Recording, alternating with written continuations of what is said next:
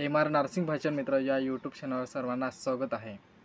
आपण या व्हिडिओमध्ये आधार सेंडिंग्स कसं चेक करावं, से आधार ॲक्टिव्ह आहे का डोंट ते आपण या व्हिडिओच्या माध्यमातून बघणार आहोत।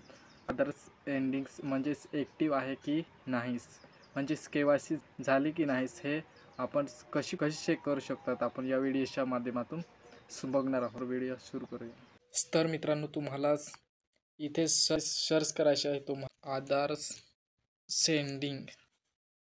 इथे आधार सेंडिंग सर्च केल्यानंतर तुम्हाला लगेच इथे खाली दिसेल आधार सर्व्हिसेस युनिक या नावावर तुम्हाला क्लिक करायचे आहे।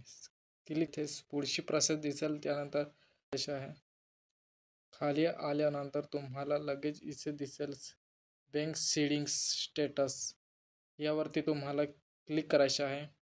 तुम्हाला इथे लगइन्स या ऑप्शनवर तुम्हाला क्लिक करायचे आहे। आधार नंबर टाकायचा आहे, तुम्हाला इथे इंटर कॅप्चा टाकायचा आहे।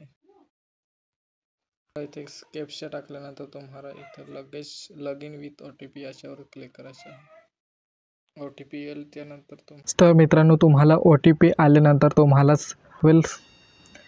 तुमची केवायसी झाली कंप्लीट झाली असेल तर तुम्हाला ॲक्टिव्ह असं नाव दिसेल। बँकिंग सेटिंग स्टेटस याच्या समोर ॲक्टिव्ह नाव दिसेल, म्हणजे तुमची केवायसी कंप्लीट झाली आहे। तुमच्या ॲक्टिव्ह म्हणजे तुमच्या खात्याला तुमचा आधार नंबर आहे।